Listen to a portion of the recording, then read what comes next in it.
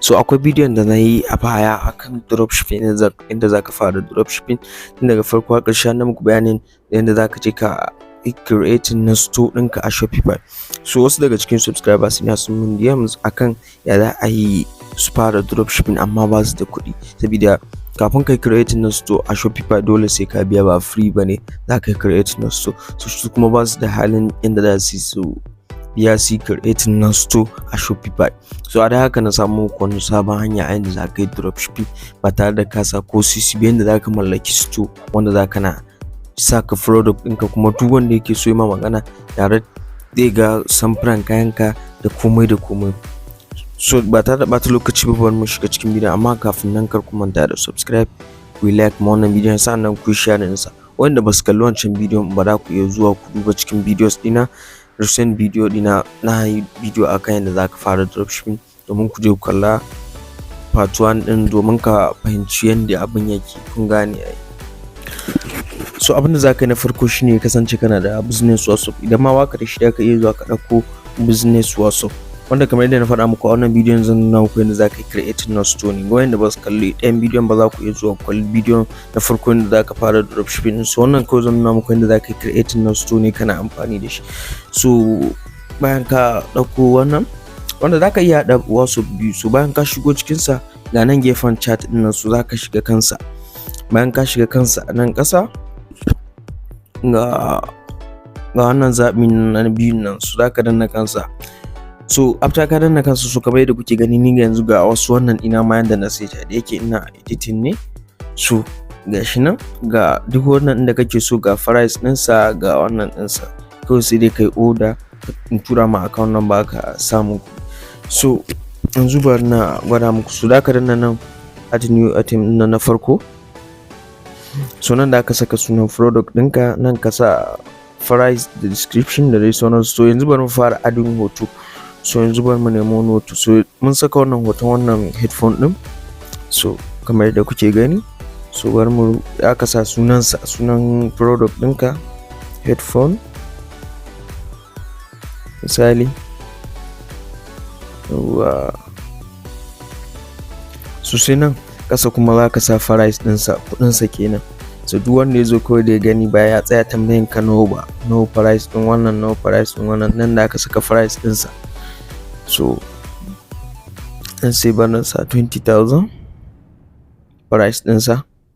So nan da aka iya saka description kaɗan, yi ƙarin bayani game da wannan product ɗinkan, a kaza kaza product ɗin kaza kaza kaza, kun gane dai ai.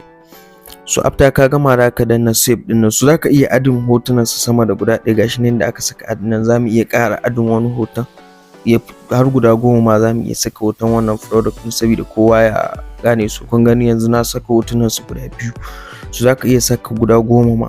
So sai ka danna save kamar haka, bare save. Inda ta wannan hanyar zaka iya selling kayanka sosai da sosai. So gashi nan product ɗinmu, so gashi nan yanzu yana under review, bai zama active ba. So nan da ɗan mintuna bai fi ba zai zama active. So kamar yadda kuke gani duk wanda ya order a haka za ku gan shi gashi nan. To misali irin na order wannan, su kun gani kawai sai dai ka tura mutum account number ya samu ka. So kamar yadda kuke gani yanzu gashi nan da na yi amfani da ɗayan account ɗin ne na order su. Kun ga wani message na wanda duk in aka mun magana yan dauga wannan message din. So amfanin shi wannan kenan business.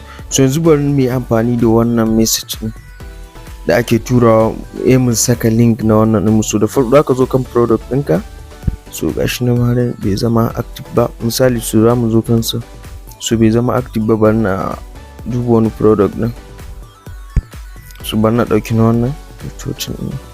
So kun gani za mu copy na link, za mu copy link ɗinsa. So copy link. So after kai copy na link ɗin za mu dawo.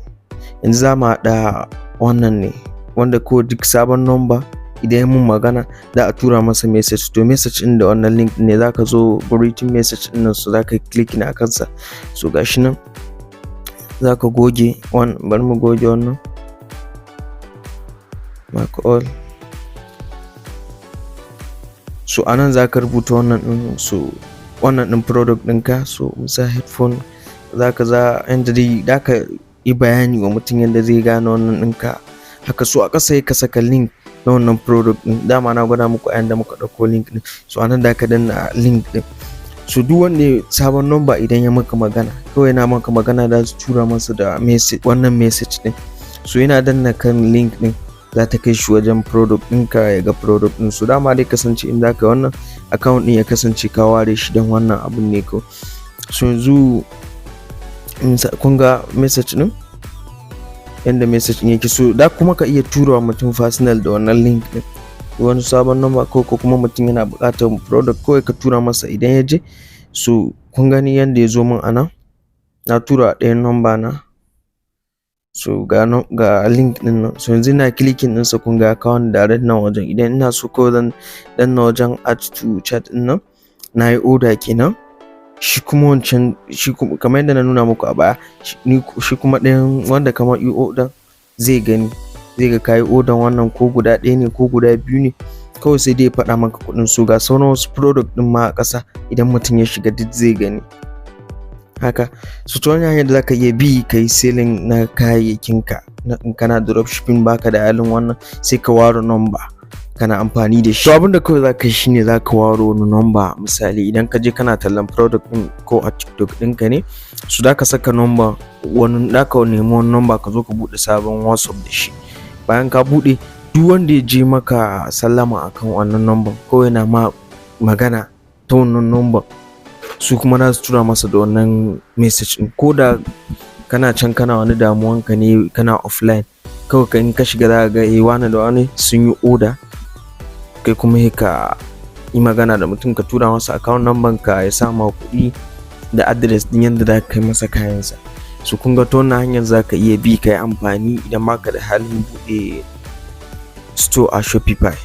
Ga wayanda ba su kalli ɗayan bidiyon akan yadda ake dropshipping ba, akwai bidiyon za ku je ku duba a bidiyo ɗina ko kuma ku duba description dan ajiye muku link na bidiyo na farko yadda za ka fara dropshipping ɗin. So wanda suka mun ƙorafi akan ba su da halin da su buɗe store a Shopify, so shine na musu bidiyo akan yadda za ka yi amfani da WhatsApp ɗinka wajen buɗe store kana selling kayanka. So idan kun ji daɗin wannan bidiyon kar ku manta da like, share. Idan akwai wanda yake da wani tambaya ko ƙarin bayani za ku iya mun rubutawa a comment section na wannan bidiyon. Kar ku manta ku yi join ɗina a Telegram.